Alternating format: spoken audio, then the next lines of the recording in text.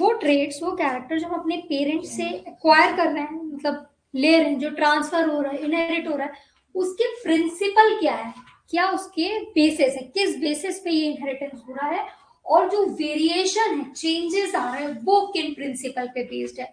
अब हम अपने पेरेंट्स से ही क्या कहते हैं, जीन लेते हैं, जेनेटिक मटेरियल लेते हैं, पर क्या हम अपने पेरेंट्स जैसे दिखते हैं? नहीं, हम सिमिलर होते हैं पर हम आइडेंटिकल नहीं होते। वैसे ही अब जो पेरेंट्स रहते हैं, उनके जो बच्चे होते हैं, जो हमारे सिबलिंग्स होते हैं, हम अपने सिबलिंग के भी सिमिलर होते हैं, आइडेंटिकल नहीं होते। क्यों? क्योंकि अब कहने के लिए तो वो दोनों ही, हम हमारे सिबलिंग्स को भी जेनेटिक मटेरियल हमारे पेरेंट्स से ही मिल रहा है, तो हम और हमारे सिबलिंग एक जैसे होने चाहिए, पर ऐसा नहीं है। वेरिएशंस आता है किसमें? इनहेरिटेंस में। तो इनके प्रिंसिपल क्या है हम इस चैप्टर में पढ़ेंगे। चलिए इंट्रोडक्शन से स्टार्ट करते हैं।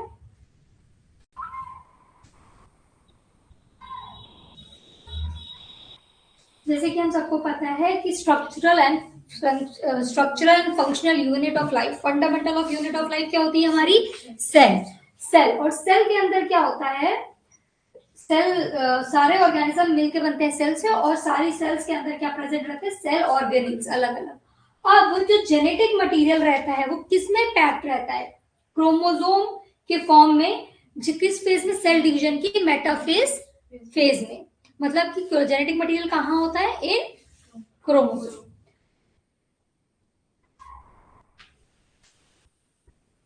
डीएनए के बारे में हम सब जानते हैं, डीऑक्सीराइबोन्यूक्लिक एसिड, ये जेनेटिक मटेरियल होता है जिसके अंदर इंफॉर्मेशन होती है, और फिर ये अल्टीमेटली प्रोटीन फॉर्म करता है जो हमारे स्ट्रक्चर्स बनाते हैं, अलग अलग फंक्शनिंग में काम आते हैं। ठीक है, इसके बाद चलिए हेडिंग डालिए। अब आपने ये देखा है कि जो हाथी होता है, एलिफेंट या एक टाइगर या एक गोट है, हमेशा एक एलिफेंट को ही बर्थ देता है। क्या कभी ऐसा होता है वो गोट को बर्थ दे देता है? एक ह्यूमन को ही बर्थ देता है। ऐसा क्यों होता होगा बताओ?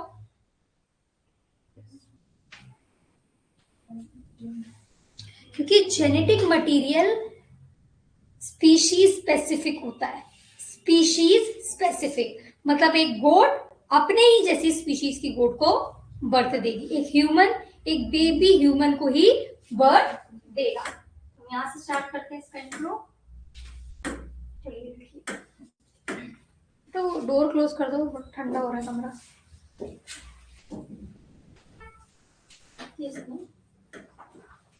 Every organism produce offspring of its own type। और इसका रीजन क्या है? इसका रीजन है कि हमारे जो जेनेटिक मटेरियल होते हैं,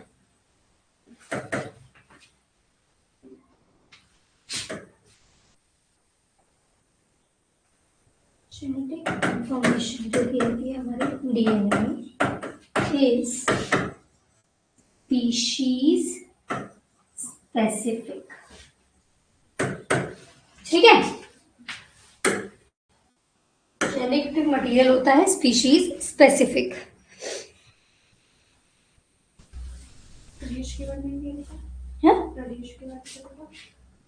इसके बाद प्रोड्यूस के बाद क्या लगेगा?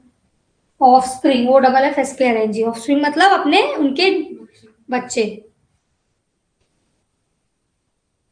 तो हम कह सकते हैं species identity maintain due to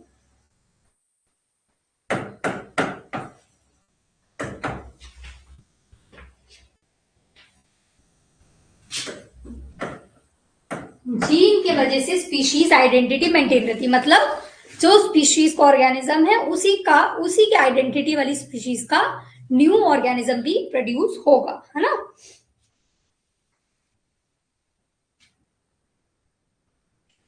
अब एक मैंगो सीड है, जैसे मैंगो सीड है, एक सीड से क्या बनता है? प्लांट बनता है। तो ये मैंगो ही प्लांट बनाएगा ना। क्यों? क्योंकि सीड जेनेटिक इन्फॉर्मेशन उसी स्पीशीज की स्टोर करके रखता है, ठीक है। बिकॉज सीड कंटेन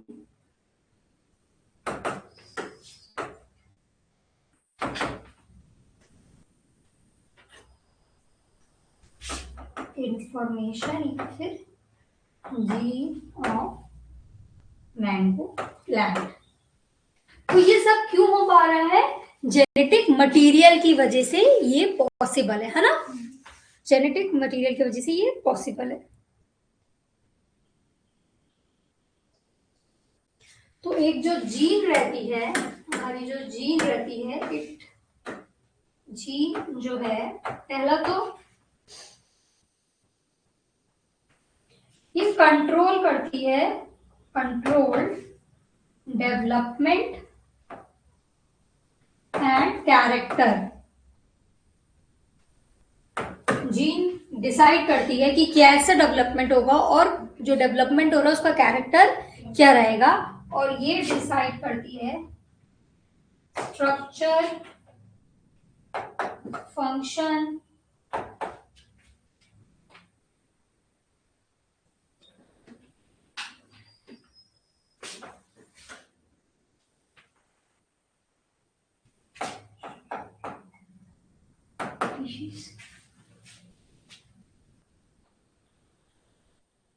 तो अगर क्वेश्चन आए are offspring identical to parents, तो इस थ्योरी के बेसिस पे भी, इस रीजनिंग के हिसाब से भी क्या लिखेंगे हम कि आइडेंटिकल नहीं होते, सिमिलर होते हैं, क्योंकि जेनेटिक मटेरियल स्पीशीज स्पेसिफिक होता है।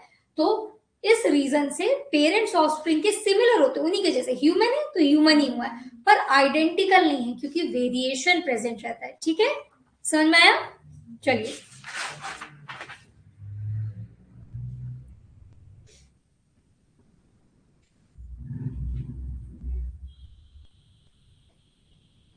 अभी क्वेश्चन आएगा जैसे कि नॉर्मल सा, आप बताओ उसका।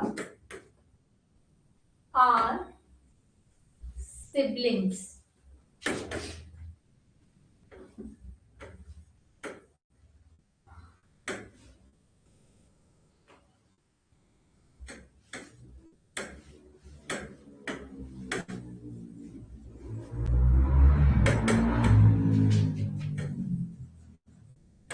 सिबलिंग का मतलब पता है ना, हमारे रियल भाई बहन होते हैं, है ना, रियल। तो वो सिमिलर होंगे कि डिफरेंट होंगे, बताइए। डिफरेंट भी हो सकते हैं, है ना, सिमिलर क्योंकि वेरिएशन भी प्रेजेंट है। तो इसका आंसर लिखो, क्योंकि सिबलिंग जो रहते हैं, siblings inherit, sibling inherit gene from same parent. तभी तो उनको सिबलिंग कह रहे हैं, इन्होंने तो जीन सेम पेरेंट से लिए, इनके पेरेंट्स एक ही हैं। तो दो केसेस हो सकते हैं, जीन का इनका जो कॉम्बिनेशन रहेगा, gene combination can differ due to, अब जैसे मुझे लिखना है 4, तो मैं 3+2 भी लिख सकती हूँ, 3+1 भी लिख सकती हूँ, 4+0 भी लिख सकती हूँ, और 1+1+1+1 भी लिख सकती हूँ, है ना। हम अलग अलग तरीके से 4 बना सकते हैं। वैसे जीन कॉम्बिनेशन डिफर क्यों कर रहा है? दो रीजंस की वजह से करता है। पहला, इंडिपेंडेंट असॉर्टमेंट, इंडिपेंडेंट असॉर्टमेंट। अब ये टॉपिक इंडिपेंडेंट असॉर्टमेंट, ये लॉ भी हम आगे डिटेल में पढ़ेंगे इसी चैप्टर में, ठीक है। और दूसरा, क्रॉसिंग ओवर, थोड़ा सा मैंने आपको लास्ट चैप्टर में समझाया था नहीं, क्रॉसिंग ओवर।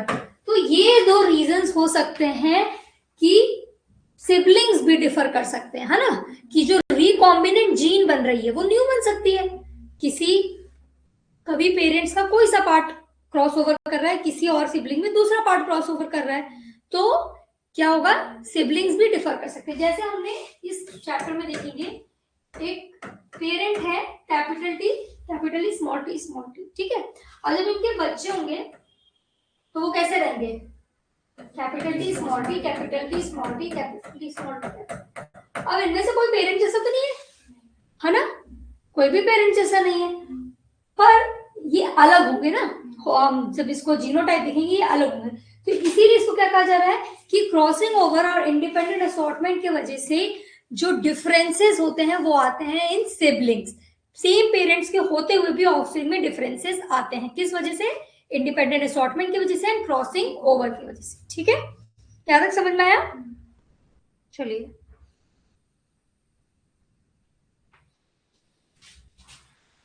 इससे पढ़ेंगे।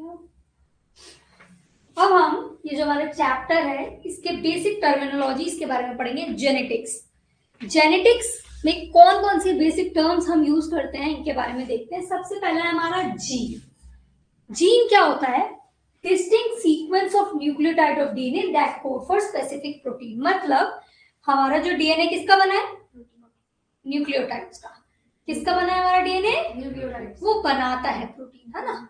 तो ये अलग अलग न्यूक्लियोटाइड के एरियाज हमारे डीएनए पे, ये कुछ अलग अलग प्रोटीन फॉर्म करते हैं।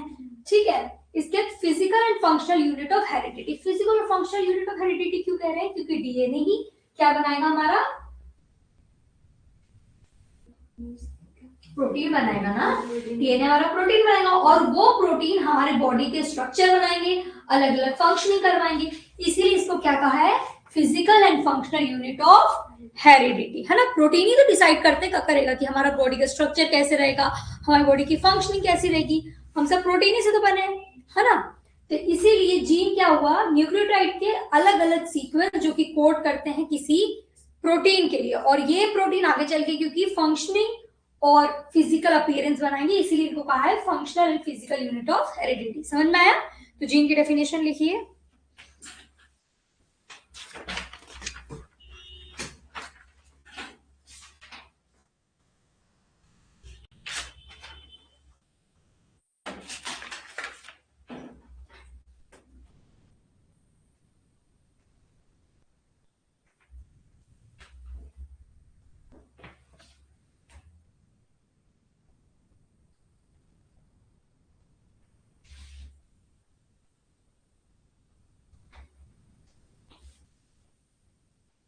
ठीक है, अब ट्रांस हेरिडिटी का मतलब क्या है।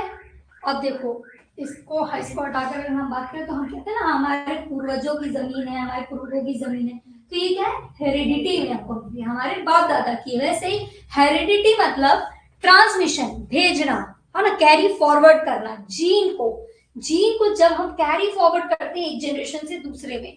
अब कोई कहता है यार इसके बाल तो बिल्कुल इसकी मम्मी जैसे हैं, तो ये हमको किसमें मिला है, हेरिडिटी में। इसकी आंखें तो बिल्कुल इसके पापा जैसी, तो हमें किसमें मिला है, तो क्या जीन जो हमारा क्या था, functional and physical unit of heredity, जब ये एक जनरेशन से दूसरे जनरेशन में जाती है तो हम इसको कहते हैं।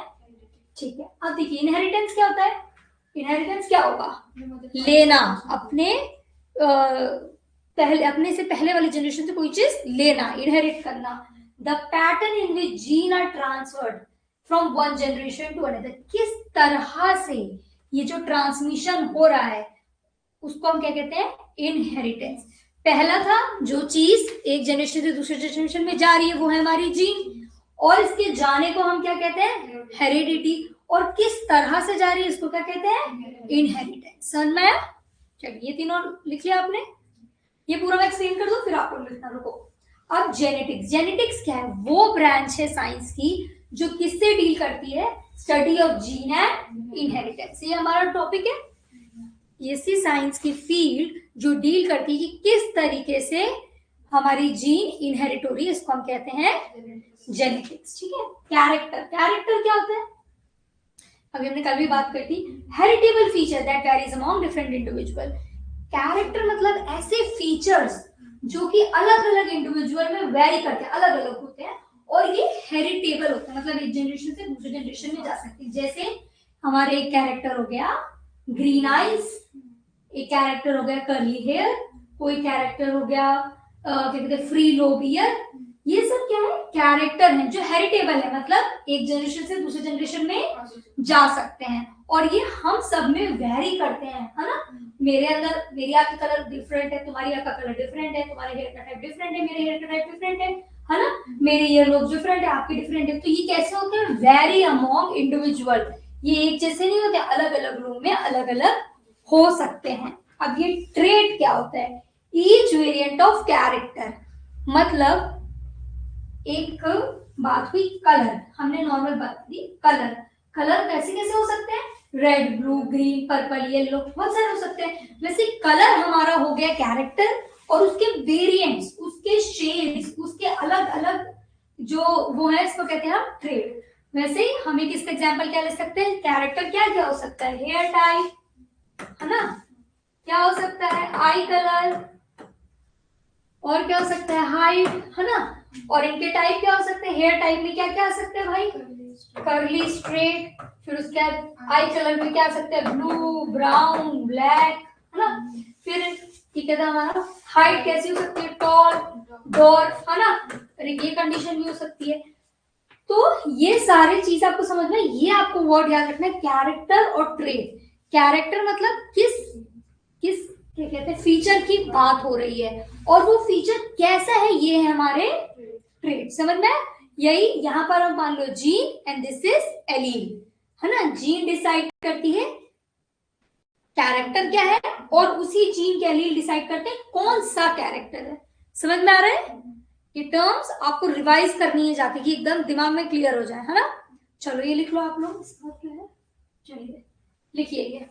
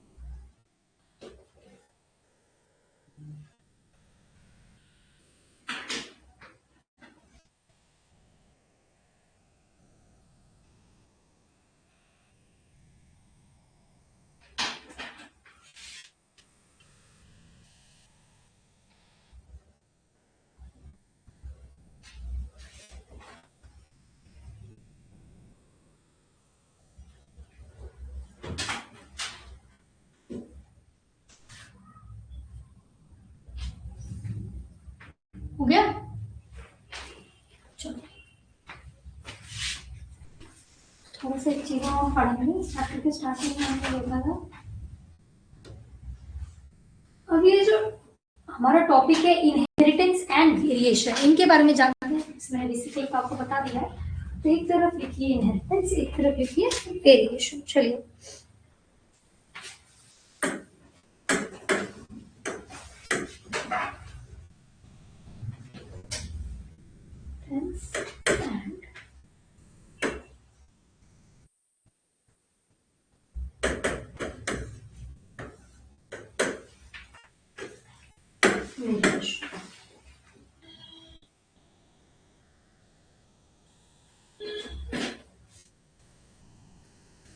इनहेरिटेंस क्या है? ये एक प्रोसेस है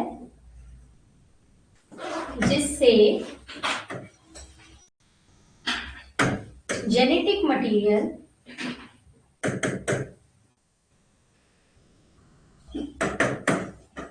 पास होता है फ्रॉम पेरेंट्स टू ऑफस्प्रिंग्स। ये प्रोसेस है जिससे जेनेटिक मटेरियल पेरेंट्स से बच्चों में जा रहा है। ये किस पे बेस रहता है इसका? It is basis of heredity. Heredity का बेस है क्या? इनहेरिटेंस। हम कोई चीज को अपने पूर्वज की कब कहेंगे? जब वो हम हेरिट करते हैं तब, है ना? तब हम कहेंगे कि ये हमारे पेरेंट्स से हमको मिली है। तो ये प्रोसेस एक जनरेशन से दूसरे जनरेशन में कैरेक्टर्स का, ट्रेट का जाना, इसको हम क्या कहते हैं? इनहेरिटेंस। अब वेरिएशन क्या है? Variation is degree by which offspring differ from their parents। कुछ बच्चे होते हैं जो बिल्कुल अपने पेरेंट्स जैसे दिखते हैं, अरे यार तुम तो बिल्कुल अपनी मम्मी जैसे, अब कुछ हैं जो दिखते ही नहीं है ना? तो कितना ज्यादा, कितनी डिग्री में कोई अपने पेरेंट्स से वैरी करता है, अलग लगता है, इसको हम कहते हैं वेरिएशन। ये कैसा हो सकता है? मे बी स्मॉल और लार्ज। किसी में बहुत कम डिफरेंस हो सकता है, किसी में बहुत ज्यादा वेरिएशन हो सकता है ना? और ये क्यों जरूरी है? It is essential for variation. किस लिए जरूरी है? इवोल्यूशन। हमें पता है mutation, variation is basis of, या बेसिस ऑफ इवोल्यूशन। ठीक है?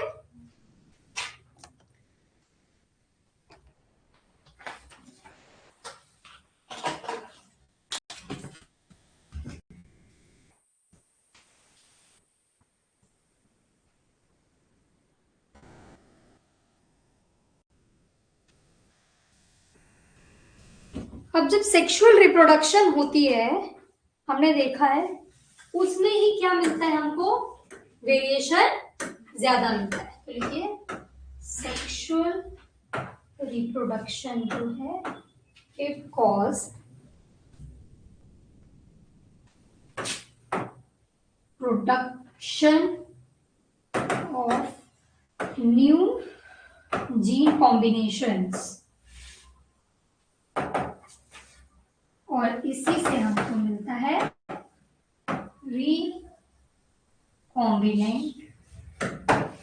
रिकॉम्बिनेंट।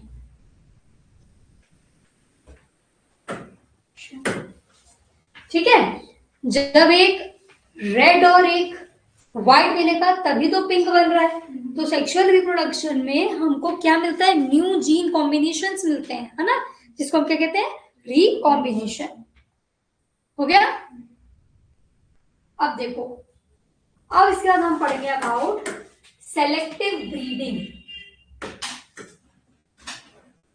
सेलेक्टिव ब्रीडिंग क्या ये आपको नाम से समझ में आ रहा है? इसका मतलब क्या होगा? सेलेक्टिव ब्रीडिंग क्या होगा? जैसे डॉग्स की ब्रीड पैदा करनी होती है, क्यों? बताओ जो भी आता है। मैं बोल रही कि ब्रीड जैसे डॉग्स में होती है अलग अलग। अच्छा, हाँ नहीं, तो इसको ब्रीड तो मुझे समझ में आया, पर इसको सेलेक्टिव या आर्टिफिशियल क्यों कहते हैं, समझ लीजिए। हम ऐसे दो, एक गाय है, उसकी अलग अलग वैरायटी होती है ना, तो हम तो ऐसी वैरायटी के बीच ब्रीड करा दें जो कैरेक्टर हमें चाहिए। एक गाय है जो बहुत स्ट्रॉन्ग है और एक गाय है जो काफी मिल्क देती है, तो हमने उन दोनों के बीच ब्रीडिंग करा दी। तो जो न्यू हमारी काउ बन रही है, जो भी हमारी होगी, वो कैसी बनेगी, strong plus give amount of yield ज्यादा है उसकी, समझ में। सेलेक्टिव ब्रीडिंग मतलब ऐसे डिजायरेबल कैरेक्टर्स वाले हमने दो इंडिविजुअल की ब्रीडिंग करा दी, जो हमको चाहिए वो दो कैरेक्टर के बीच हमने ब्रीडिंग करा दी कि हमको जो न्यू इंडिविजुअल मिले उसमें वो दोनों ही प्रेजेंट रहे, समझ में। तो लिखिए breeding of organism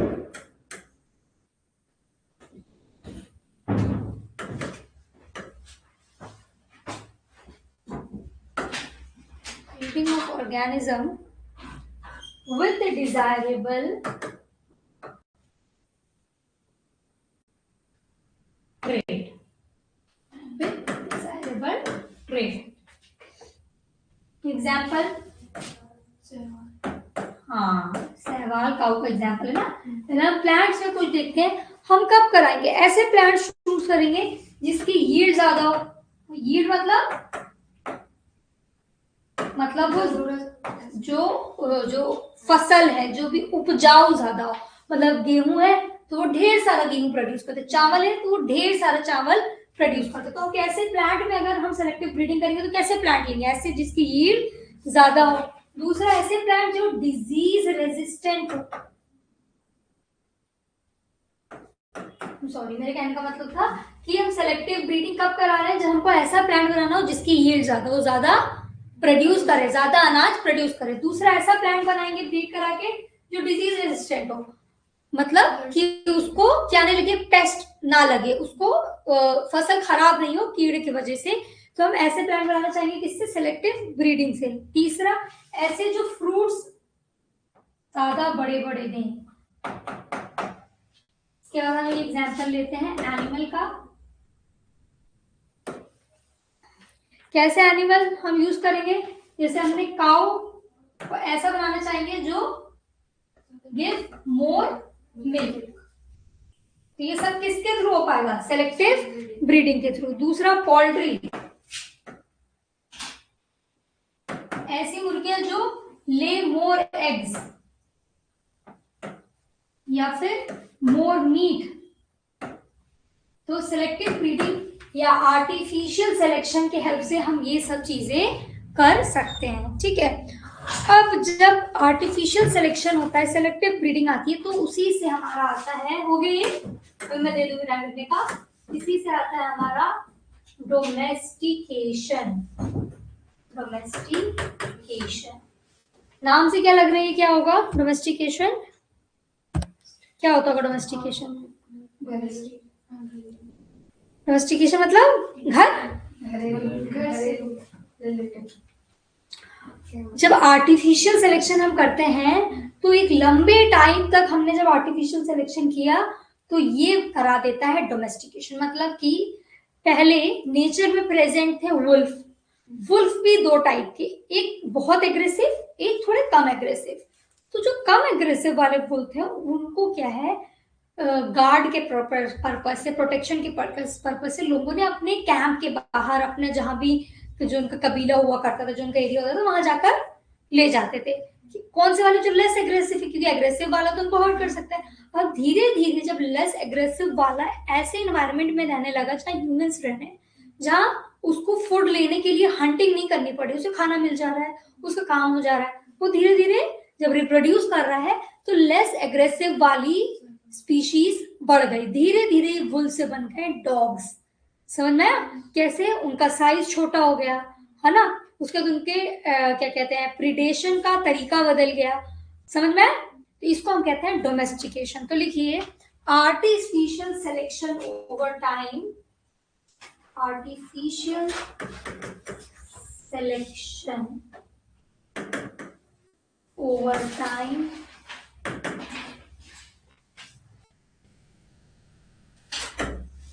leads to domestication.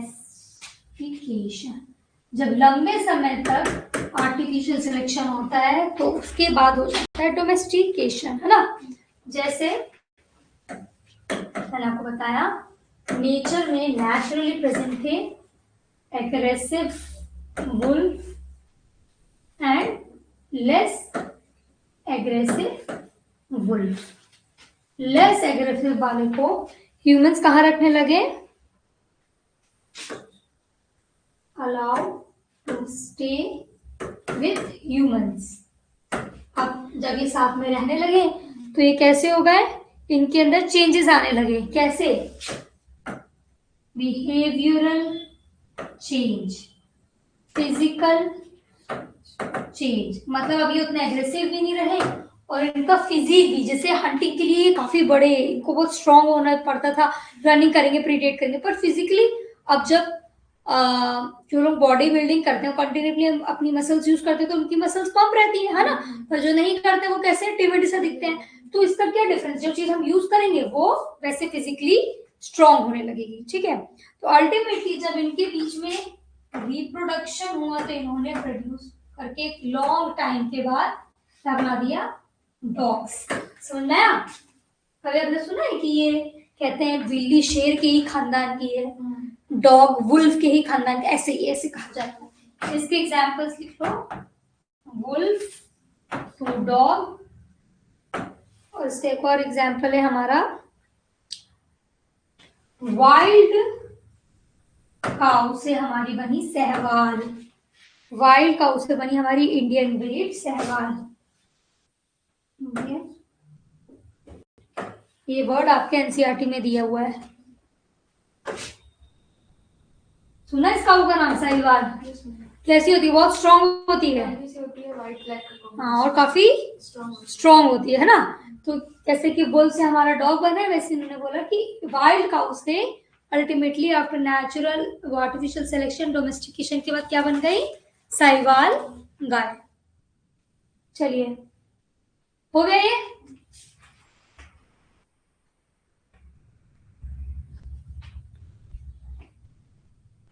चले आगे, चलिए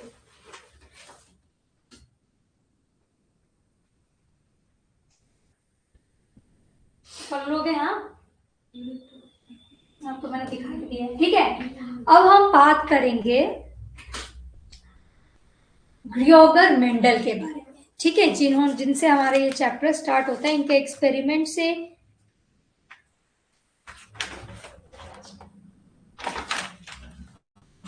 चलिए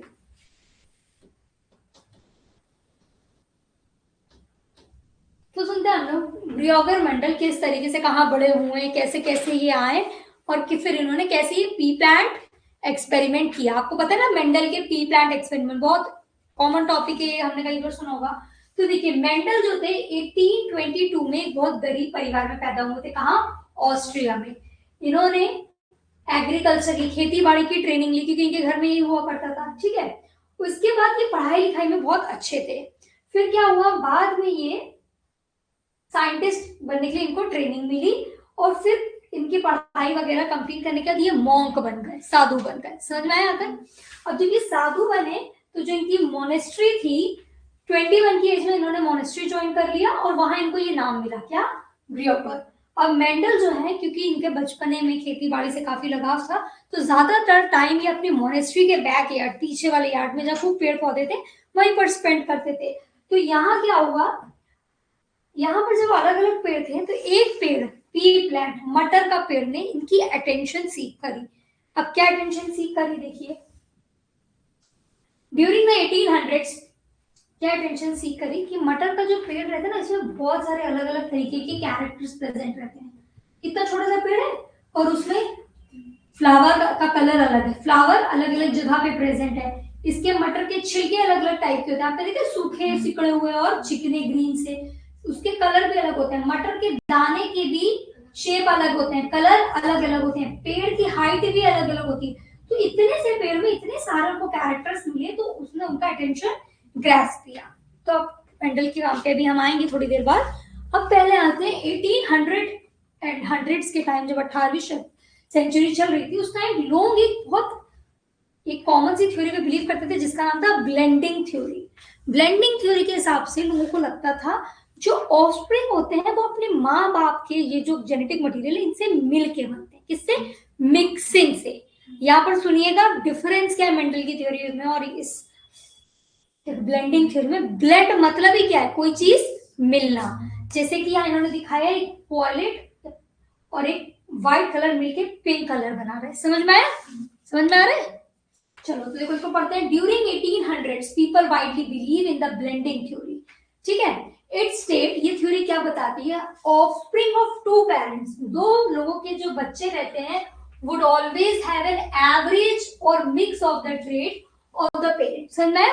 इन्होंने कहा ब्लेंडिंग थ्योरी के अकॉर्डिंग दो पेरेंट्स के जो बच्चे रहेंगे, एक माँ बाप के जो बच्चे हैं वो उन दो माँ बाप के मिक्सचर होंगे, उनके ट्रेड के मिक्सचर होंगे। For example mixing violet and white colour will give you pink colour. समझ में आया?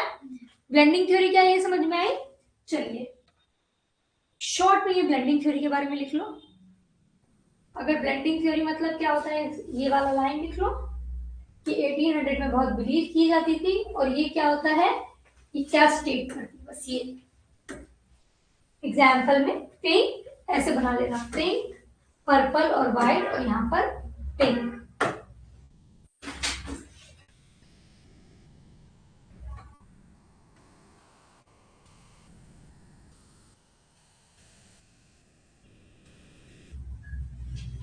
साहिवाल का एग्जाम्पल याद रखना, डोमेस्टिकेशन का एनसीईआरटी में दिया हुआ है खुद से। ठीक है, किसका है? किस डोमेस्टिकेशन से हमारी साहिवाल आई? From wild cow.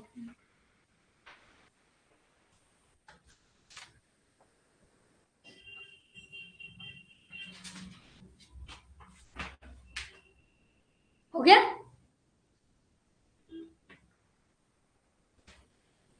दीपक समझ में आ रहा है? दीपक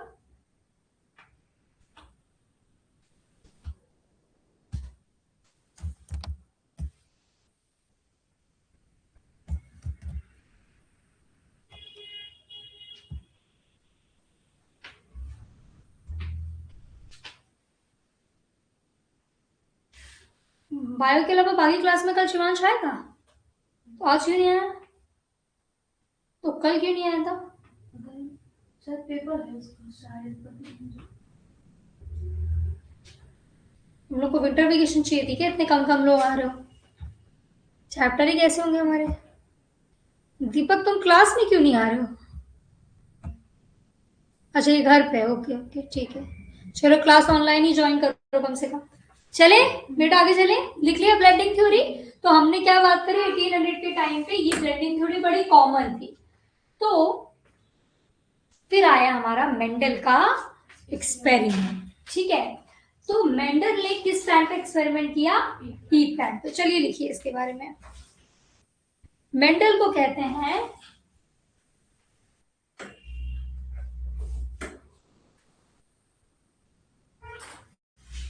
लिख देती हूं मैं, जो ग्रोगर मेंडल थे उनको कहा जाता है फादर ऑफ जेनेटिक्स। ठीक है, ग्रोगर मेंडल को कहा जाता है फादर ऑफ जेनेटिक्स। इन्होंने अपना एक्सपेरिमेंट किस प्लांट पे किया था? P plant. किसके ऊपर एक्सपेरिमेंट किया था? पी प्लांट, जिसको कहते हैं हम पाइसम सेटाइवम। Pisum sativum.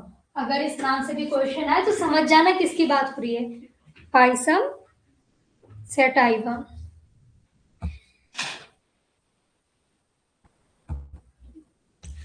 अब ये एक्सपेरिमेंट इन्होंने कब किया था? इन बिटवीन 1856 टू 1863 के बीच में, है ना? तो इनका ये पी प्लांट का एक्सपेरिमेंट कितने साल का था? 7 years का। ठीक है, ये कुछ बेसिक नॉलेज अबाउट ब्रियोगर मेंडल। इन्होंने सबसे पहले, इनको कहा जाता है फादर ऑफ जेनेटिक्स। इन्होंने पी प्लांट मतलब पाइसम सेटाइवम पे एक्सपेरिमेंट किया था 7 साल के लिए। ठीक है,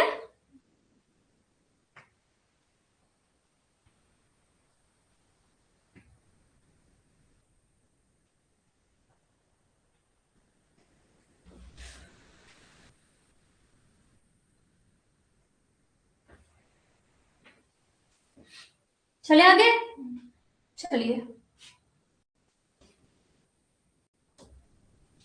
अब इन्होंने एक्सपेरिमेंट के लिए पाइसम सेटाइवम ही क्यों यूज किया, ठीक है, क्यों इन्होंने पाइसम सेटाइवम ही यूज किया, तो लिखिए Y P plant was selected या why Pison sativum was selected.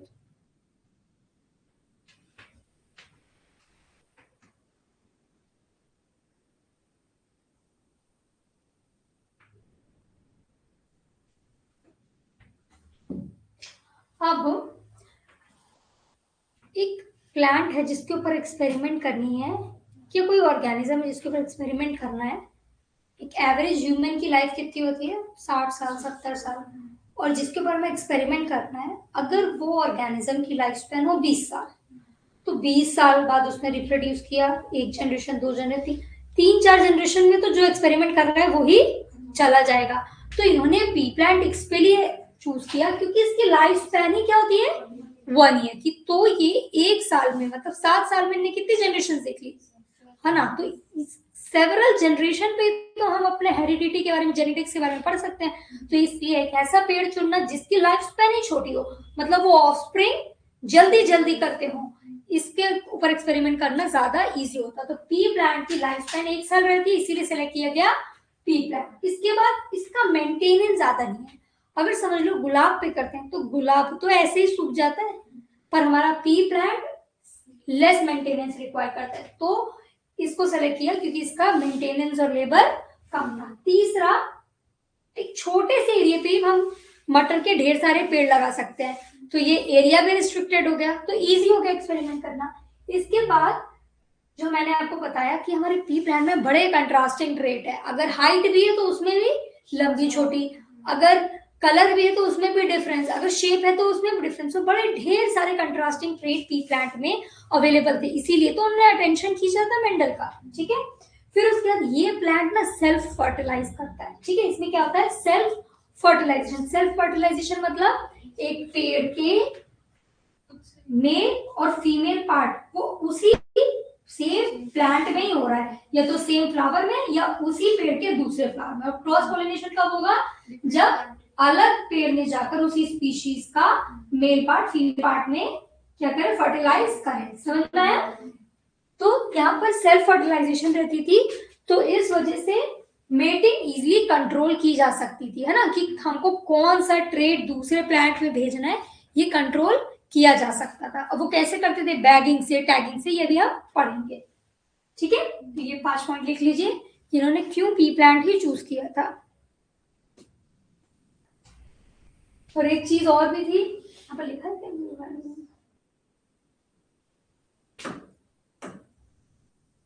High yield, मटर के पेड़ की यील्ड भी ज्यादा है ना, मटर के दाने एक ही पेड़ में कितने सारे होते हैं, यील्ड भी ज्यादा होती है।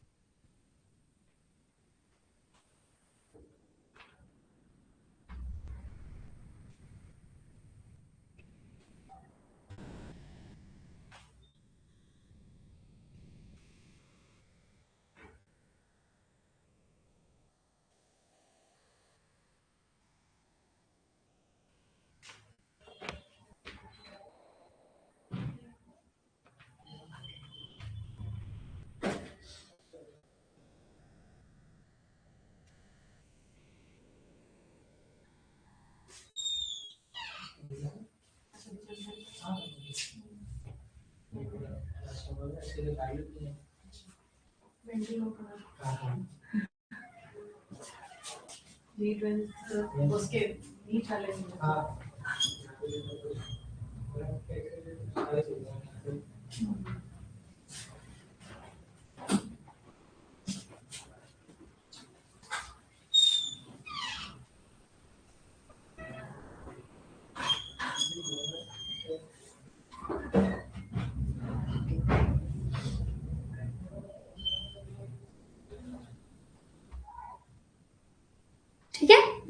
चलिए हम आते हैं, हम पी प्लांट क्यों सिलेक्ट किए तो पता चल गया ना, क्यों किया भाई बताओ कि करते सब लोग। छोटी होती है, contrasting trait, low maintenance, low maintenance level और हाई ईल्ड, और इजीली सेल्फ पॉलिनेट कर सकता है और क्रॉस पॉलिनेशन भी कराना है तो हम वो मैनेज कर सकते हैं। समझ में आया? चलिए अब आगे बहुत सारे कंट्रास्टिंग ट्रेट थे पी प्लांट में। तो फ्लावर का साइज हो गया, स्टेम का कलर हो गया, लीफ की पोजीशन हो गई, पॉड का कलर, पॉड मटर का मतलब वो जो केस होता है ना जिसमें दाने रहते हैं, फिर लीफ का कलर हो गया। मतलब इतने सारे कंट्रास्टिंग ट्रेट थे, पर कुछ ट्रेट ने उनका अटेंशन ज्यादा ग्रैस्प किया। अब वो सारे तो नहीं ले सकते थे, तो उन्होंने 7 कैरेक्टर्स लिए हैं। ठीक है, कौन कौन से थे वो कैरेक्टर देखिए। 7 कैरेक्टर लिए, क्या क्या? Height of the plant, colour of the flower, position of the flower, colour of the pot, फिर उसके बाद shape of the pot, then colour of the seed and last में शेप ऑफ द सीड। ये 7 characters हमारे Mendel ने अपने experiment में choose किए। देखिए क्या क्या थे? Height, colour, position of flower, pod colour, pod shape, seed का शेप, और वो कौन से ट्रेट थे? ये कैरेक्टर, ये जी, समझ में आया? ये आप लोग चाहे लिख लो चाहे फोटो बना लो, पर हमें इसके बारे में ही पढ़ना है अभी।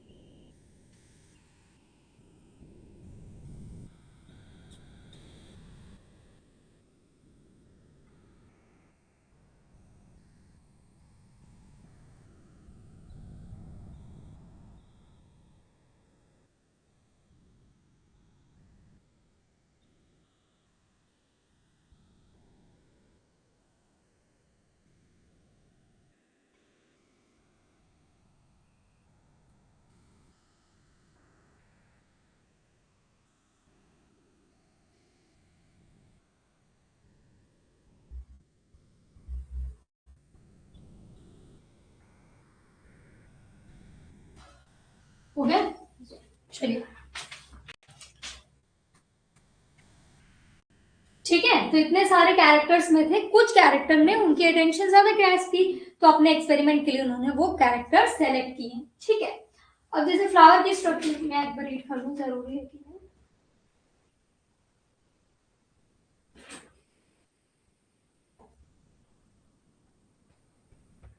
इन्होंने बताया कि जो एक क्योंकि इन्होंने कौन सा कैरेक्टर लिया था? Position of the flower. तो जो फ्लावर होता है पी प्लांट का वो बाइसेक्सुअल रहता है, उसमें मतलब मेल और फीमेल पॉट दोनों रहते हैं, तो वो इजीली सेल्फ पॉलिनेट कर लेता है। मतलब उसी पेड़ पर उसी फ्लावर के अंदर मेल पार्ट भी है और फीमेल पार्ट भी। तो बाइसेक्सुअल होने की वजह से इनका सेल्फ फर्टिलाइजिंग नेचर रहता है और इनकी मेटिंग भी कंट्रोल की जा सकती है। मतलब हमको अगर क्रॉस पॉलिनेशन कराना है तो हम वो भी कंट्रोल कर सकते हैं। वो कैसे करेंगे अभी हम आगे देखेंगे।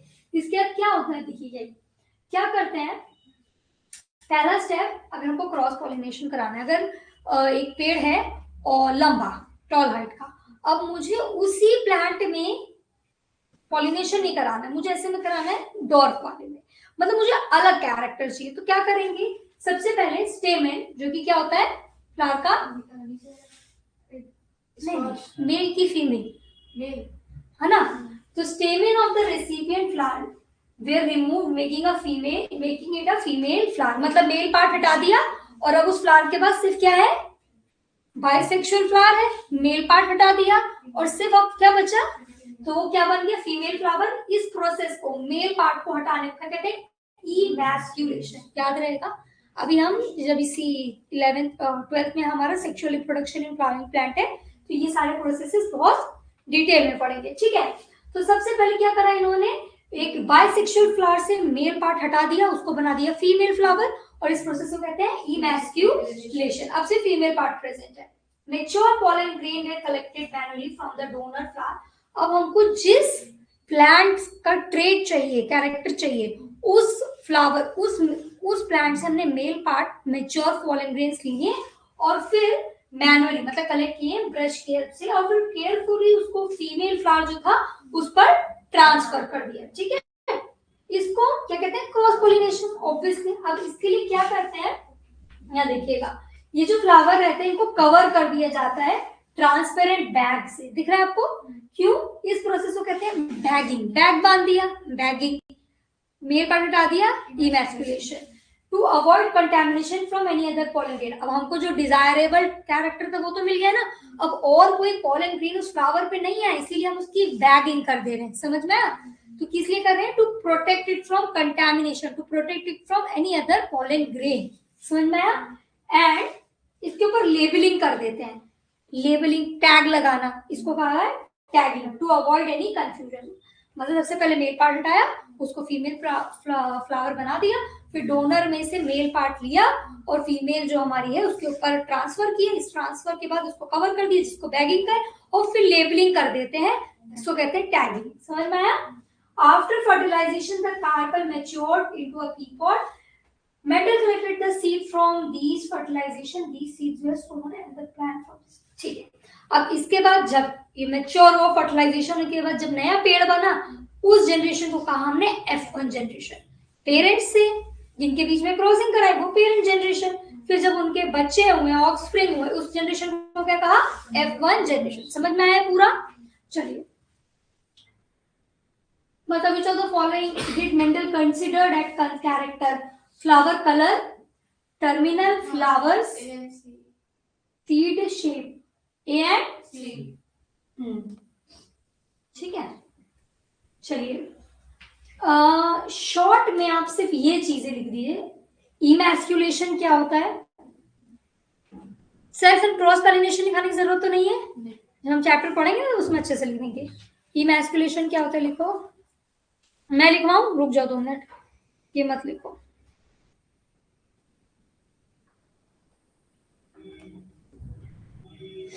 चलिए लिखिए,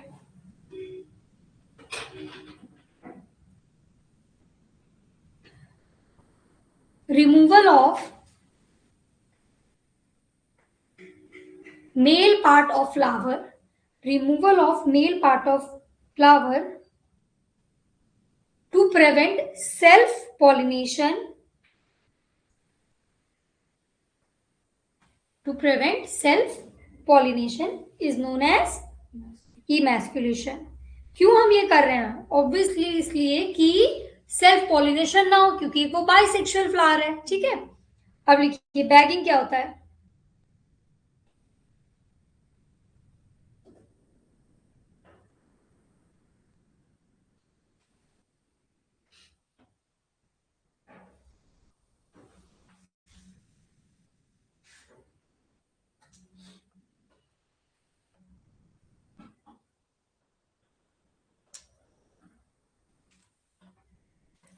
It is a crucial technique in artificial hybridization. क्या है? इससे तो हम आर्टिफिशियल हाइब्रिडाइजेशन कर रहे हैं ना, अभी मैंने पढ़ाया था ना आर्टिफिशियल हाइब्रिडाइजेशन क्या होता है.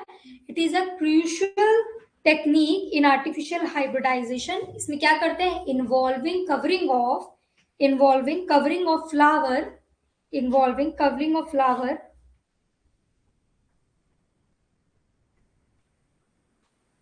after emasculation to prevent unwanted pollen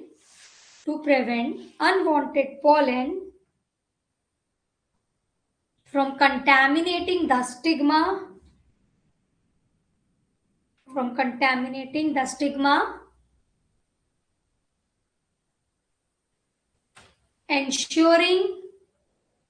ensuring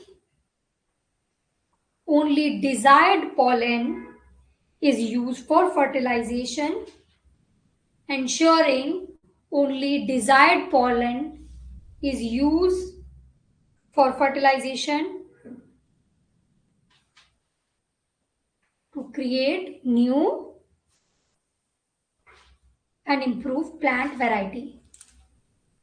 क्या हो रहा है बैगिंग में? इमैस्कुलेशन के बाद हमारे फीमेल पार्ट को जब हमने डिजायर्ड पॉलन ग्रेन उस पे क्या कर दिया? स्टिक कर दिया है. उसे कवर करना ताकि और कोई पॉलन ग्रेन ना आए और हमें ऑफस्प्रिंग में वही कैरेक्टर्स मिले जो हमको रिक्वायर्ड है. समझ में आया? एक बार रीड कर लो. समझ में आया? किसी को कोई डाउट तो नहीं है?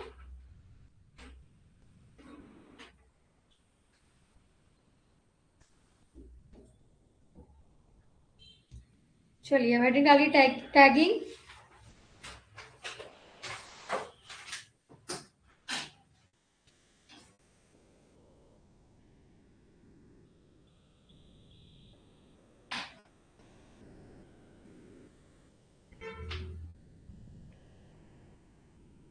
It means labeling emasculated flower. With essential details. It means labeling emasculated flower with essential details. ठीक है? ये जो हमारा रिकॉर्डेड वीडियो है ये कौन देखा कौन नहीं देखा इसके डेटा रहता है वहां पर? नहीं रहता. ठीक है. चलिए तो हमने अभी क्या क्या पढ़ लिया भाई? सबसे पहले ये पढ़ लिया कि किस तरीके से सेल्फ पॉलिनेशन मेंडल अवॉइड कर पा रहे थे, है ना? किसके हेल्प से? इमैस्कुलेशन, बैगिंग एंड टैगिंग के हेल्प से. तो हमको जो रिक्वायरमेंट थी हमको वैसा ही क्या मिल रहा था? ऑफस्प्रिंग मिल रहा था. चलिए अब ये लिखिए सिग्निफिकेंस ऑफ मेंडल्स एक्सपेरिमेंट. जो मेंडल ने एक्सपेरिमेंट किया उसका इंपॉर्टेंस क्या है? Significance of Mendel's experiment.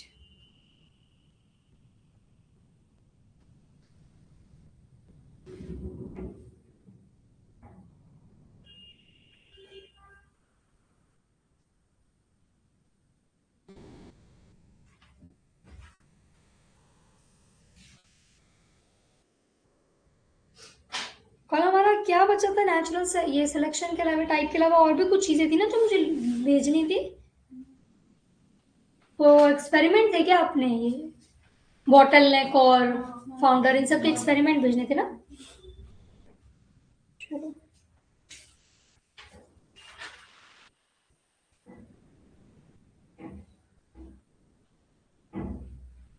जो वो भेजा था नेचुरल सिलेक्शन वो समझ में आ रहा था, है ना? वही उतना ही उसमें पढ़ना काफी है. चलिए फर्स्ट लिखिए सिग्निफिकेंस में.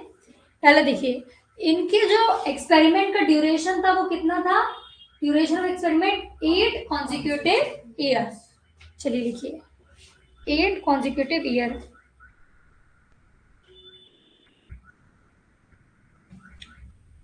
अब 8 साल ये एक्सपेरिमेंट हुआ तो ये क्या बताता है? लिखिए नीचे इसकी line. shows patience, accuracy and reliability. मतलब इतना टाइम कोई किसी एक्सपेरिमेंट को दे तो हमको क्या समझ में आता है? एक तो ये बहुत पेशेंटली हुआ है उसके बाद कहीं ना कहीं एक्सपेरिमेंट एक्यूरेट होगा, सही होगा, और इस पे रिलायबल हुआ जा सकता है, भरोसा किया जा सकता है। तो लिखिए shows patience, accuracy and reliability.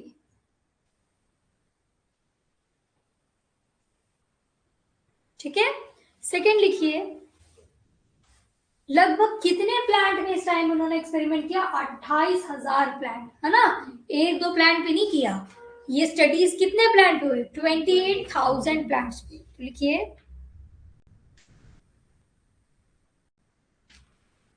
तो ये क्या दिखाता है कि भाई इतने सारे सैंपल्स, इतने सारे पेड़ पे जब इन्होंने एक्सपेरिमेंट किया तो रिजल्ट ट्रस्टवर्दी है, इन पे ट्रस्ट किया जा सकता है।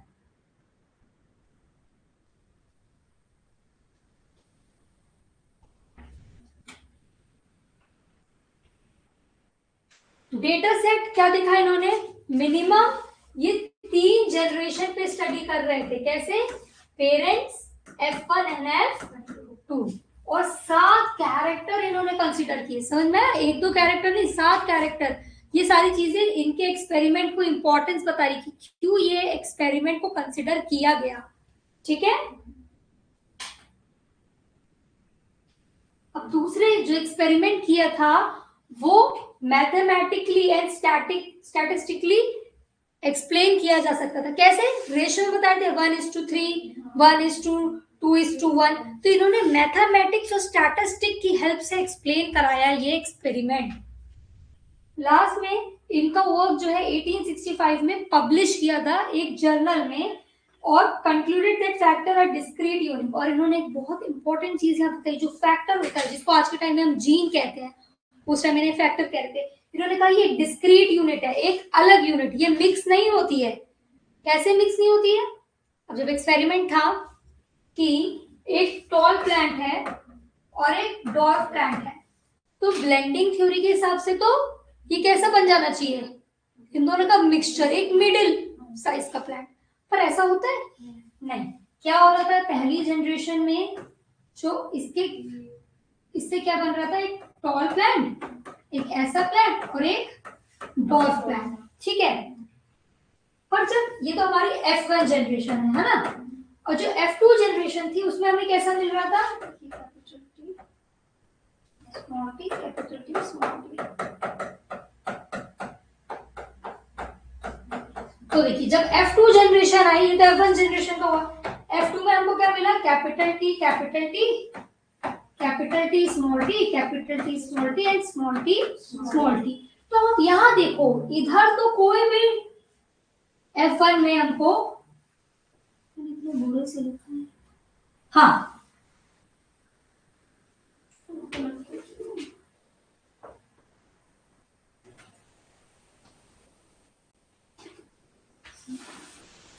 जब फर्स्ट जनरेशन थी, इसका जो गैमेट बना था, जब हम F2 बना रहे थे, तब क्या आया था? एक कैपिटल टी, एक स्मॉल टी। यहाँ हमने capital T small T, capital T small T में कराया ना F2 जनरेशन में। तो क्योंकि एक कैपिटल टी स्मॉल टी था, तो ये दोनों तो टॉल ही हुए ना, टॉल में कराया। तो जब हमारा इससे जनरेशन बननी चाहिए तो सारी कैसी बननी चाहिए? टॉल बननी चाहिए। जैसे ब्लेंडिंग थ्योरी के अकॉर्डिंग जब हमने एक कैपिटल टी स्मॉल टी लिया और दूसरे कैपिटल टी स्मॉल टी के साथ इसको क्या कराया? क्रॉस करवाया। यहाँ तक समझ में आया? तो दोनों ही टॉल प्लांट थे, तो सारे ही जो इसके ऑफस्प्रिंग से कैसे होने चाहिए थे? टॉल। पर एक क्या आ रहा है? तो ये कैसे फॉर्म हो रहा है? इन्होंने कहा कि ये जो ट्रेट्स रहते हैं, जो ये जीन रहते हैं, ये मिक्स नहीं होते, ये बस छुप जाते हैं और कुछ दिखते हैं, डोमिनेंट वाले में विजिबल रहते हैं और रिसेसिव वाले क्या हो जाते हैं? हाइड हो जाते हैं। ये मिक्स नहीं होते, तभी तो उनकी दूसरी जनरेशन में हमको फिर से एक डॉर्फ प्लांट मिला। समझ में आया? शॉर्ट में फिर से समझाऊंगी कि समझ में आ गया? आगे ठीक है। तो इन्होंने किससे क्या बताया कि फैक्टर जो रहता है, जीन एक डिस्क्रीट यूनिट है, अलग यूनिट, ये मिक्स नहीं होती है, ये सिर्फ छुप जाती है, ये मिक्स नहीं होती है, which are pass from one generation to another. Significance समझ में आया इनके एक्सपेरिमेंट का?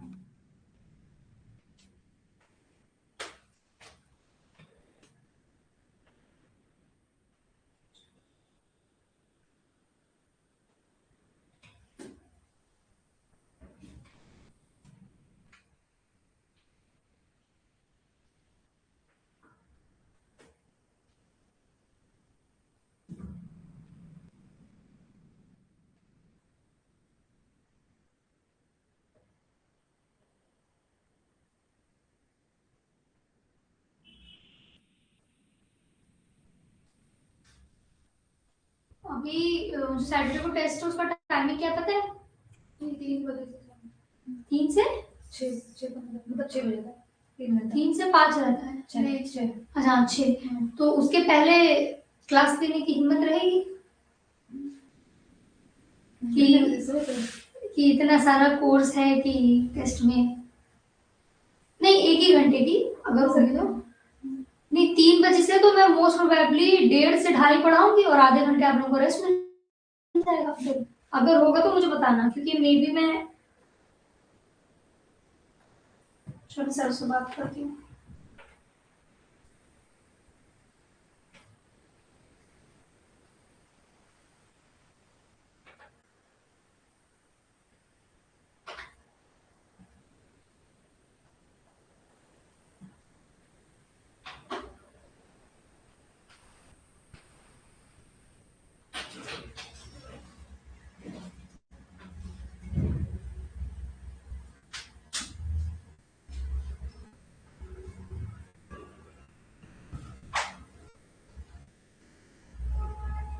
हो गया? तो इन्होंने क्या क्या बताया? सबसे पहले भाई क्या बोला? इतने साल इन्होंने इस एक्सपेरिमेंट को दिया तो ये रिलायबल है। इतने सारे सैंपल्स पे इतने सारे प्लांट पे काम किया तो ये रिलायबल है। इसके बाद मैथमेटिकली एंड स्टैटिस्टिकली इन्होंने प्रूव किया तो ये रिलायबल है। इसके बाद इन्होंने बताया फैक्ट डिस्क्रीट यूनिट होते हैं, मतलब ये मिक्स नहीं होते हैं, ये सिर्फ रेसेसिव हो जाते हैं और डोमिनेंट वाला अपने आप को शो करता है। इसके बाद ठीक है, ये सब समझ में आ गया? लिख लिया? अब इसके बाद हम देखेंगे, अब ऐसे भी लोग थे जिन्होंने इनके वर्क को अप्रिशिएट नहीं किया, इस एक्सपेरिमेंट को गलत प्रूफ किया, इस एक्सपेरिमेंट को कहा कि ये अप टू मार्क नहीं है। तो लिखिए, हेडिंग डालिए, why Mendel's work was not appreciated. Why Mendel's work was not appreciated.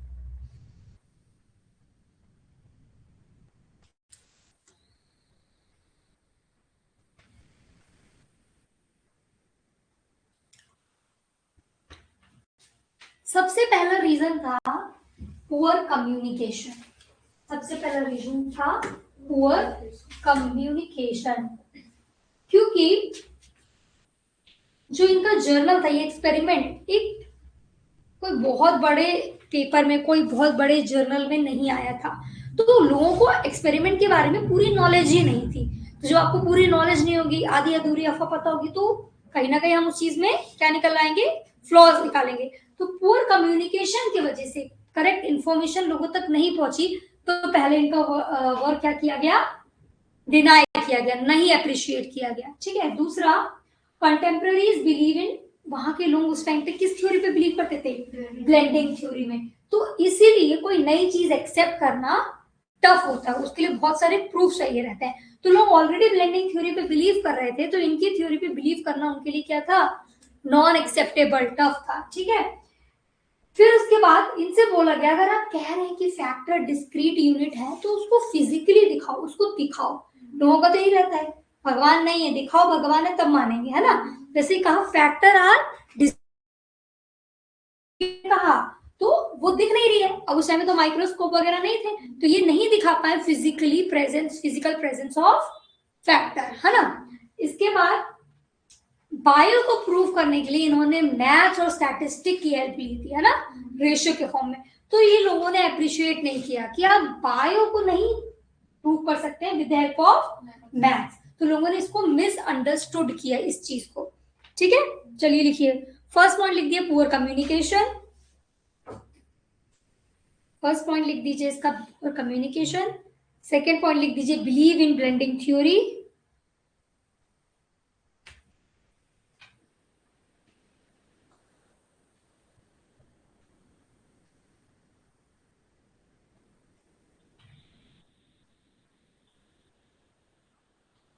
ठीक है। थर्ड लिख दिए unable to show physical existence of factor. Unable to show physical presence of factor. And last लिख दीजिए use of mathematics was misunderstood. Use of mathematics was misunderstood. ठीक है।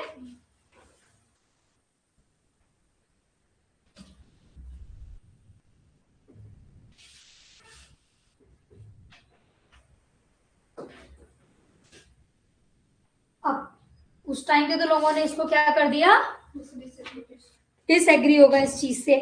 पर 1800 की बात हुई। अब 1900 में उन्होंने एक्सपेरिमेंट 1800 में किया था। कुछ साइंटिस्ट आए, ह्यूगो डिवरिस, ये नाम याद रखना है, ठीक है, Hugo de Vries, Carl Correns and Erich von Schickenberg, ये 3 साइंटिस्ट आए। इन्होंने अलग अलग, ऐसा नहीं कि साथ में काम किया, और कहीं ना कहीं इनको रिजल्ट कैसे मिले, जो मेंडल्स के रिजल्ट थे। उस टाइम पे ये मेंडल के वर्क से अनअवेयर थे, इनको नहीं पता था, इन्होंने खुद से ही काम किया अपने अपने वर्क प्लेस पे, अपने अपने सेंटर्स पे, और तीनों को वही रिजल्ट मिला। फिर धीरे धीरे जब इन्होंने पता किया तो इनको मेंडल के वर्क के बारे में पता चला। तो जब इनको ये पता चला तब जाके मेंडल को क्या घोषित किया, क्या बोला गया कि ये तो एक पायोनियर है। पायोनियर क्या होता है, जो इस फील्ड के मास्टर है, ये उस चीज का मास्टर है। They were unaware of Mendel's work initially, पहले उनको नहीं पता था मेंडल के काम के बारे में जब ये काम कर रहे थे, पर फिर बाद में इन्होंने मेंडल को क्या कहा, एक पायोनियर। मेंडल के वर्क को वापस से एक रिकॉग्निशन मिला, ठीक है। तो कौन से 3 साइंटिस्ट थे जिन्होंने मेंडल्स के एक्सपेरिमेंट को रिकॉग्निशन दिलाया था, Hugo de Vries, Carl Correns and Erich von Schickenberg, ठीक है। चलिए तीनों का नाम लिख लीजिए, बस इतना लिख दीजिए, 1900 डाल दीजिएगा, and recognition of Mendel's work.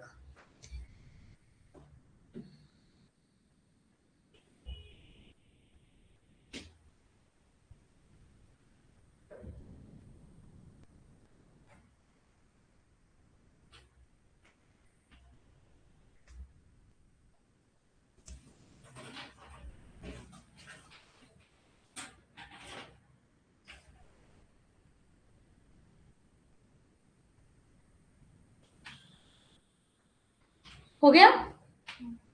अब ये लिखिए, मेंडल को हम फादर ऑफ मॉडर्न जेनेटिक्स क्यों कहते हैं, why Mendel is known as father of modern genetics. लिख लिया, ये आगे करें, लिखिए, why Mendel is known as, why Mendel is known as father of modern genetics।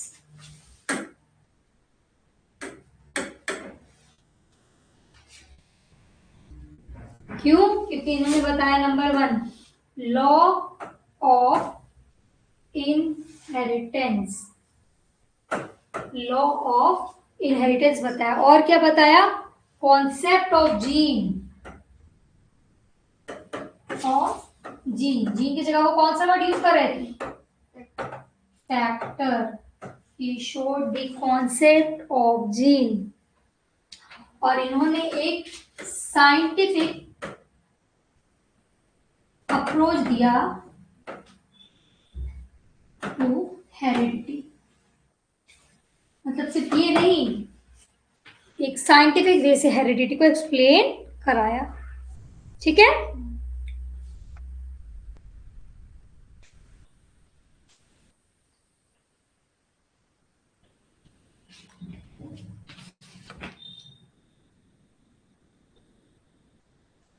चलिए, यहाँ तक हो गया।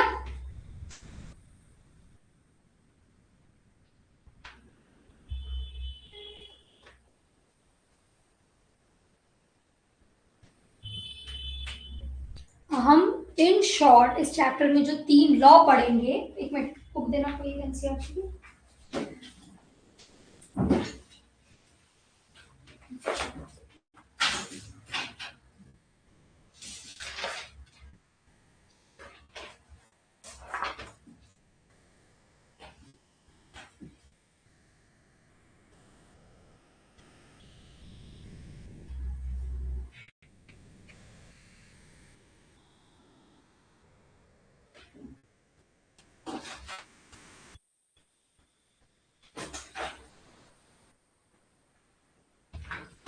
लीजिए,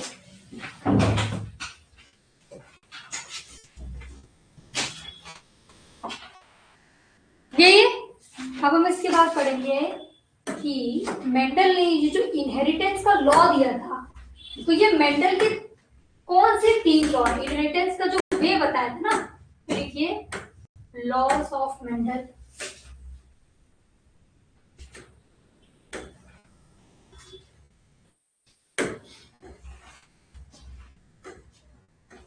क्या लॉ थे ये? फर्स्ट था माना लॉ ऑफ डोमिनेंसी। क्या है? Law of dominancy. सेकेंड है law of segregation. Law segregation. And third है law of independent assortment.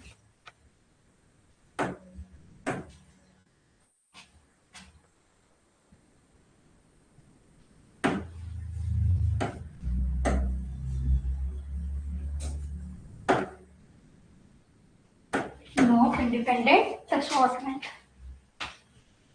Inheritance के 3 लॉ हमको मेंडल ने दिया, law of dominancy, segregation and independent assortment. अब ये तीनों ही लॉ हम काफी डिटेल्स में पढ़ेंगे, इनके बारे में पढ़ेंगे, पर अभी हम शॉर्ट में आपको ये 3 लॉ समझा देती हूँ।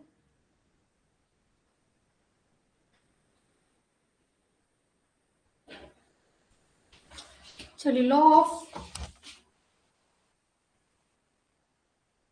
डोमिनेंसी के बारे में लिए स्टेटमेंट लिखिए।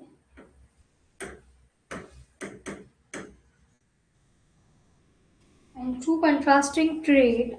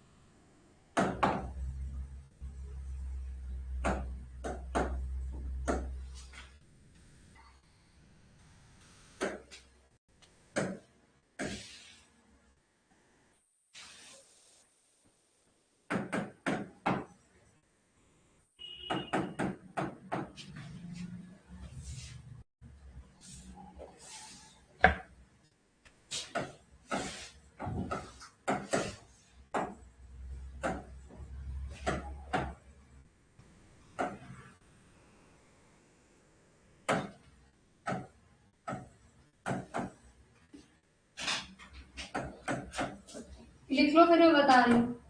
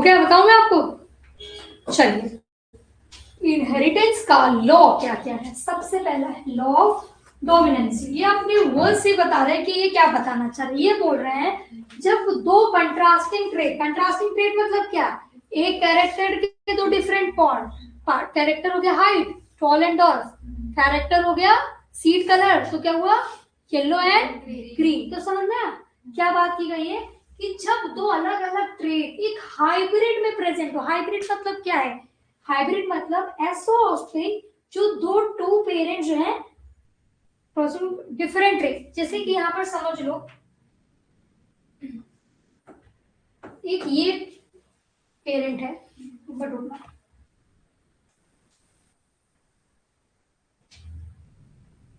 एक ये पेरेंट है और एक ये पेरेंट है, crossing bye parents of different trait. तो इनसे एक हाइब्रिड बनेगा। कैसे, क्योंकि इनसे बनेगा टी और टी। अगर डिफरेंट ट्रेट नहीं होते, हम सिर्फ स्मॉल टी ले लेते, तो क्या ये बनता, तब तो सिर्फ हमें स्मॉल टी मिलता, और अगर कैपिटल ले लेते तो सिर्फ कैपिटल मिलता। तो ट्रेट डिफरेंट होना चाहिए। समझ में आया, जब दो कंट्रास्टिंग पे अलग अलग ट्रेट एक हाइब्रिड में प्रेजेंट हो तो एक ही एक्सप्रेस होगा। यहाँ क्या एक्सप्रेस हो रहा है, टॉलनेस है ना। और कौन सा एक्सप्रेस होगा, जो डोमिनेंट है वो एक्सप्रेस हो जाएगा और रिसेसिव वाला हिडन रहेगा। समझना लॉ ऑफ डोमिनेंसी। अभी इसमें हमें बहुत डिटेल में पढ़ना है, ये सिर्फ एक उसका मैंने आपको इंट्रो दिया है। तो डोमिनेंसी से सिर्फ हमें इतना क्लियर होना चाहिए कि जब एक हाइब्रिड सिचुएशन में, कब, सेम पेरेंट्स नहीं, ट्रेट अलग अलग होना चाहिए, उस सिचुएशन में डोमिनेंट वाला अपने आप को शो करेगा, रिसेसिव वाला हिडन रहेगा। लॉ ऑफ सेग्रीगेशन ये क्या बोलता है, the two allele of a character separate during gamete formation. अब हमारे पास है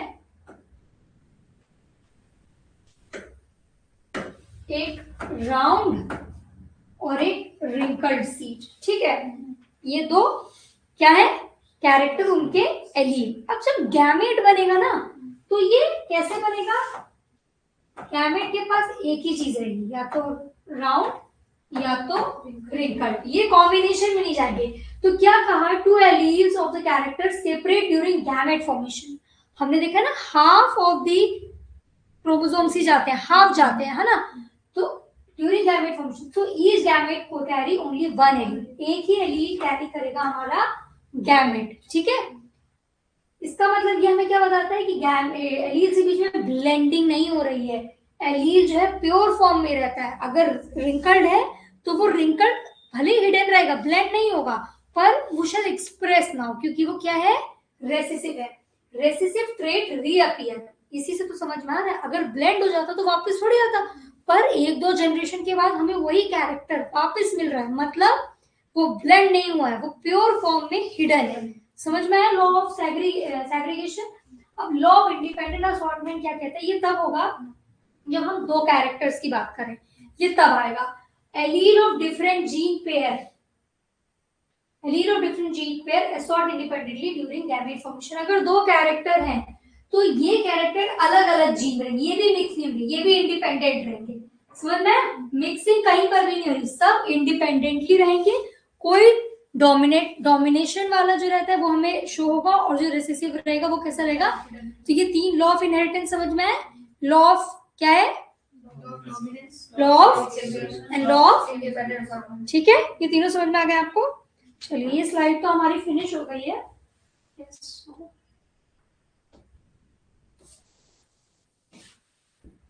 अगर हमने पूरा पढ़ लिया है ना जी। चलिए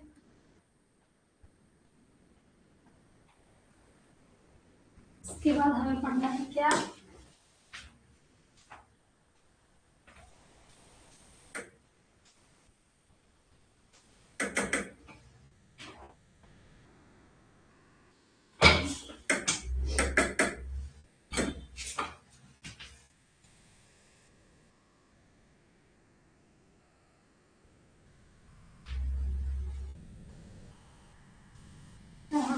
मेंडेलियन क्रॉस। क्या टाइम हो रहा है, ठीक है, थोड़ा सा देख लो क्या।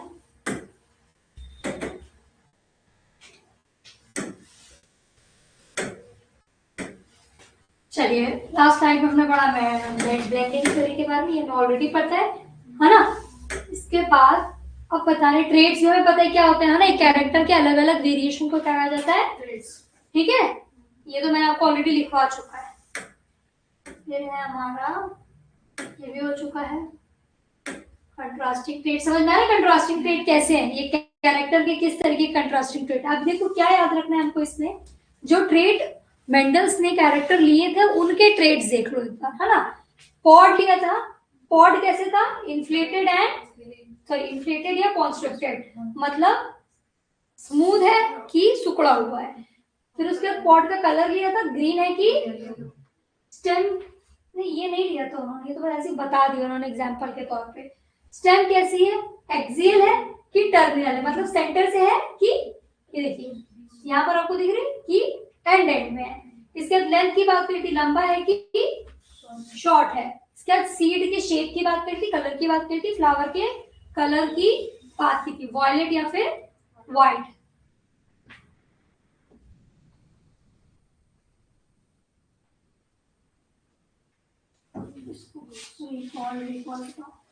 अब हमारा पहला आ गया मोनो हाइब्रिड क्रॉस, पढ़ लेते हैं थोड़ा सा, ठीक है। हेडिंग जा रही है मोनो हाइब्रिड क्रॉस।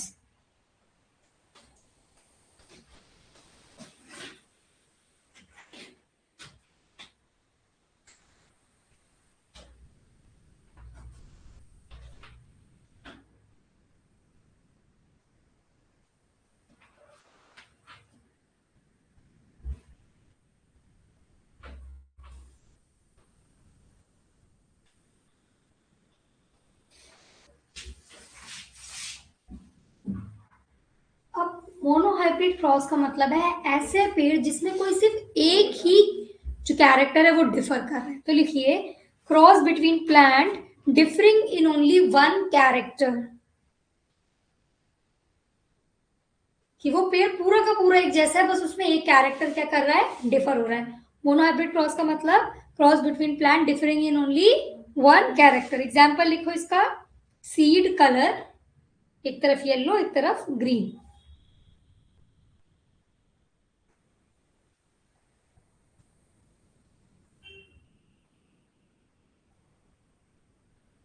अब इन्होंने अपने एक्सपेरिमेंट में जो प्लांट्स लिए ना वो कैसे थे, प्योर।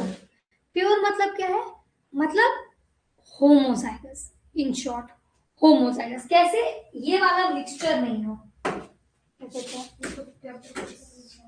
हाँ ये मिक्सचर नहीं हो, हमको प्योर चाहिए। अगर वो प्योर, प्योरिटी मतलब या तो पूरा टॉल है या तो टोटली डॉर्फ है, ना कि वो इस स्टेट में हो। अब ये तो हम ऐसे लिख के बता पा रहे, उस टाइम पे उन्होंने ये कैसे किया होगा, क्या किया था, सेल्फ फर्टिलाइजेशन, क्योंकि ये हमारा बाइसेक्सुअल फ्लावर है, सेल्फ फर्टिलाइज तो हो सकता है। तो इन्होंने क्या करा, एक पेड़ लिया जो लंबा दिख रहा है, इसको सेल्फ फर्टिलाइज कराया, मतलब अपने ही मेल और फीमेल पार्ट को उस प्लांट ने क्या किया, उससे फर्टिलाइजेशन हुआ। काफी generation, generation after generation, generation after मतलब ऐसे खूब सारी generation, such that their trait remain unchanged are known as pure line. अब अगर इनका कहीं ना कहीं टी और स्मॉल टी वाला हाल होता तो एक दो जनरेशन के बाद एक तो डॉर्फ बनता, कुछ जनरेशन के बाद कोई तो डॉर्फ बनता। तो प्योरिटी कैसे पता चली, जब कंटिन्यूअसली सेल्फ पॉलिनेट कराते गए और जनरेशन टू जनरेशन उनको अनचेंजेबल ट्रेट मिला कि टॉल मिल रहा है, टॉल ही मिल रहा है, टॉल मिल रहा है, टॉल मिल रहा है, तो क्या कहा उसको, ट्रू ब्रीड। समझ में आई ये चीज, क्लियर हुई। चलिए तो लिखिए, क्या लिखना था हम लोग को, ट्रू ब्रीड के बारे में लिखो। ट्रू ब्रीड या प्योर लाइन क्या होती है, ट्रू ब्रीड या प्योर लाइन क्या होती है, लिखिए, plant that self-pollinate for many generation, plants that self-pollinate for many generation and their trait remained unchanged, and their trait remained unchanged, and their trait remained unchanged। या फिर हम short में लिखें,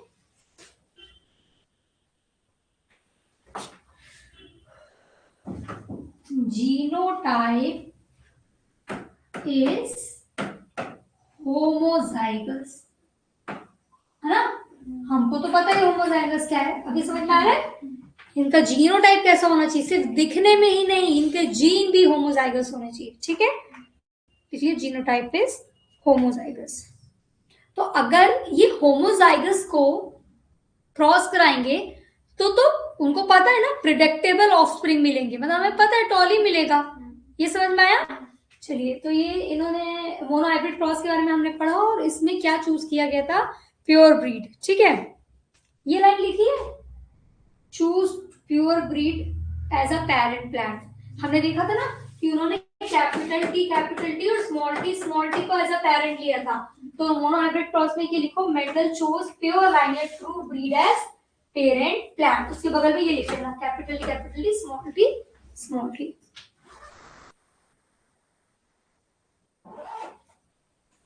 आप यहाँ पर अभी ये लिखो, कलर बोला है ना, तो आप कलर लिखो, small Y and capital Y, एक येलो एक ग्रीन।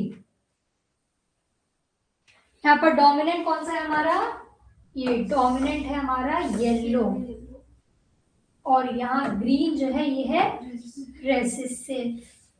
जो डोमिनेंट है तो उसको कैपिटल से लिखते हैं, है ना। चलिए,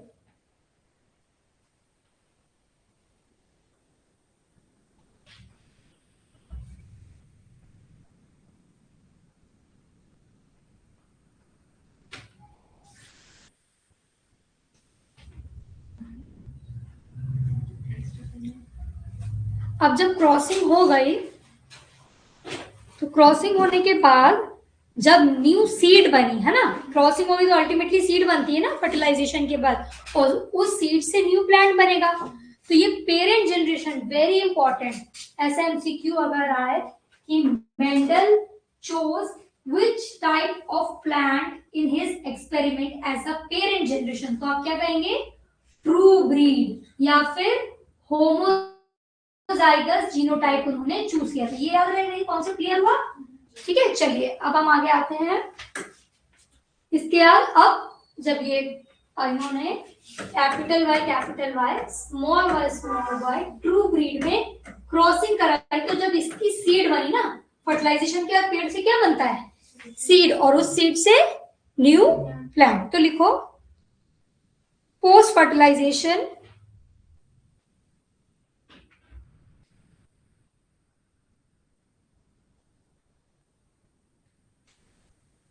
सीड करके एरो बनाओ आप इसके नीचे, फिर लिखिए all plant of F1 were yellow, all plant of F1 were yellow.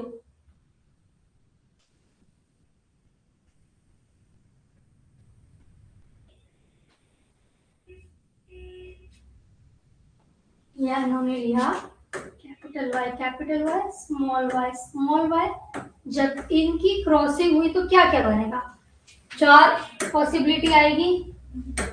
हाँ, क्या चार पॉसिबिलिटी रहेगी, पहले हम सेक्सटर से लेंगे, स्मॉल वाई, चारों पॉसिबिलिटी बनाएंगे। पहली आएगी ये कैपिटल वाई स्मॉल वाई, दूसरी आएगी हमारी ये कैपिटल वाई स्मॉल वाई, तीसरी आएगी हमारी ये इसके साथ, फिर मिलेगा capital Y small Y, and fourth possibility हमारी आएगी इसकी और इसकी।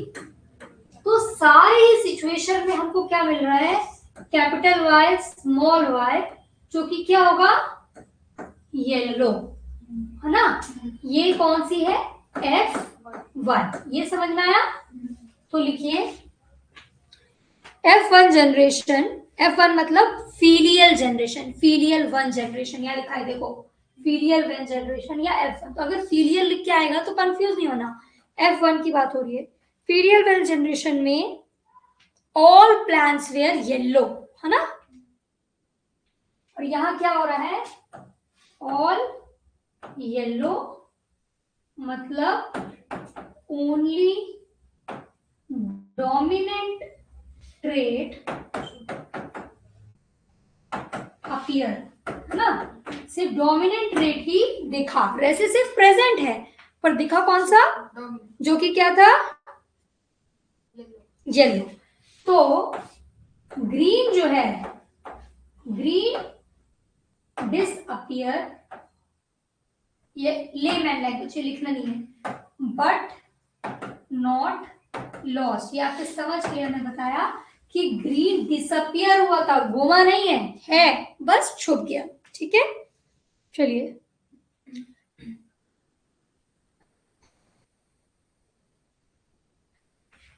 तो अब यहां पर अभी हमारी ट्रू ब्रीड थी, पेरेंट जनरेशन है ना, पेरेंट जनरेशन।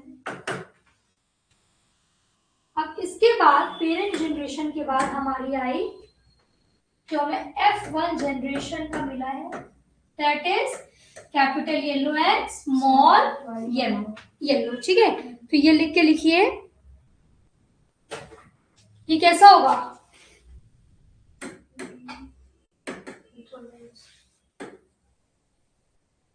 ठीक है। अब हमने F1 जनरेशन में कराया सेल्फ पॉलिनेशन, इनको खुद ही से पॉलिनेशन, इनके बीच में क्रॉसिंग करवाए। तो एक है कैपिटल वाई, एक है स्मॉल वाई, एक कैपिटल वाई, एक है स्मॉल वाई। यहाँ क्या मिलेगा,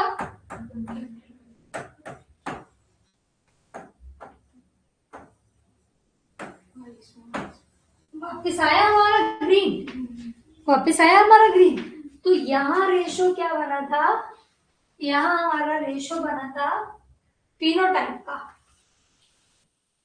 फिनोटिपिक रेशो इस जनरेशन में हमको मिला था यहाँ 1:3, अरे 1:1:1 है ना। और इसका जीनोटाइप क्या होगा, हाँ, पर उस पर भी हम नहीं जाएंगे। अब यहाँ पर क्या होगा बताइए, इसमें आपको क्या मिला, एक प्योर होमोजाइगस येलो है ना, एक हेट्रोजाइगस, दो हेट्रोजाइगस येलो और एक homozygous green.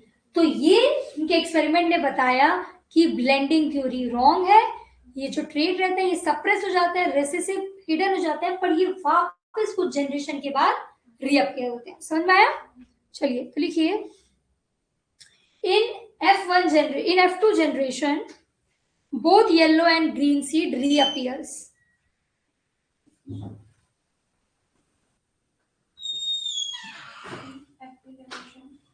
Both green and yellow seeds appear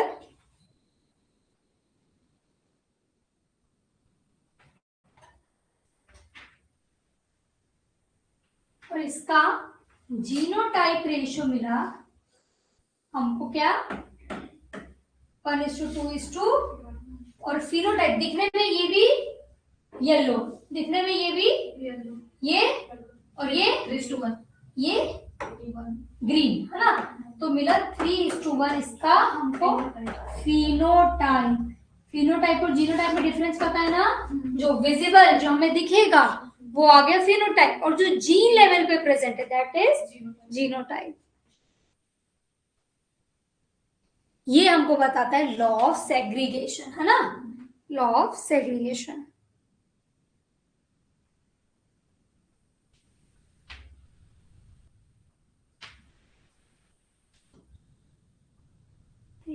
answer ही बता दिया।